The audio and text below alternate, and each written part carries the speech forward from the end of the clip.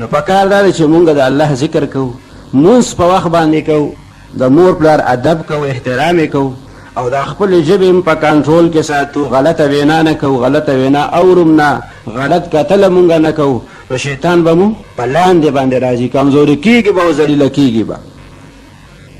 او زمونږ پروردګار به زمونږ نه خوشحالېږي، هغه به خوشحاله وي چې ما څنګه حکم کړی هغسې زندګي دغه د دې تېروي. نو دا څومره لویه کامیابي ده چې زمونږ پروردګار زمونږ نه خوشحاله شي، او زمونږ مبارک پیغمبر صلی الله علیه وسلم سره مونږ مخامخ کېږو په آخرت کې، هغه مبارک راته خوشحال شي چې دا زما صحیح امتیان دي. چې ما کوم پیغام دپاره د کوم دین دپاره قربانۍ ورکړې وې، جهادونه مې کړي په بدر کې، په احد کې، په حنین کې، په نورو مقاماتو کې زما صحابه قربانۍ د کوم دین دپاره ورکړې وې، هغه دین باندې زما د امتیانو عمل کړی دی. څومره به ترې خوشحالي پیغمبر علیه السلام، او چې امتیان پیغمبر علیه السلام ته مخامخ شي او دی د پیغمبر علیه السلام هغه دین شاته کړی، نو پیغمبر علیه السلام مبارک به بیا څومره خفه کېږي چې ای زما امتي، ته زما امتي ځان ته وې، ما چې د کوم دین دپاره قربانۍ ورکړې وې، هجرت مې کړی، خپل وطن مې پرېښی، زما صحابه وینې توی کړي دي، هغه مبارک دین تاسو ته پاتې شو، نو دغه حالت مو بیا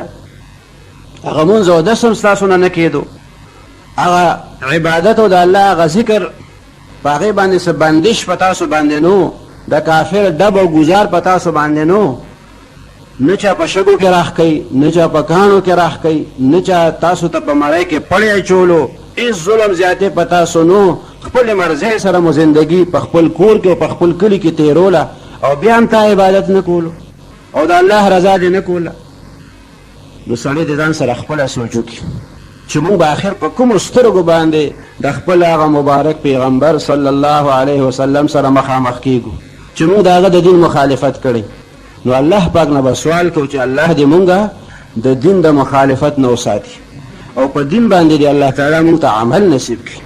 او د کفر او د کفارو د مقابلې او د شیطان د مقابلې توفیق دې الله تعالی مونږ ته راکړي، او په کومو کارونو چې زمونږ پروردګار خوشحالیږي او زمونږ مبارک پیغمبر صلی الله علیه وسلم په خوشحالیږي، د هغې د الله تعالی مونږ ته توفیق راکړي. واخر دعوانا الحمد لله رب العالمين.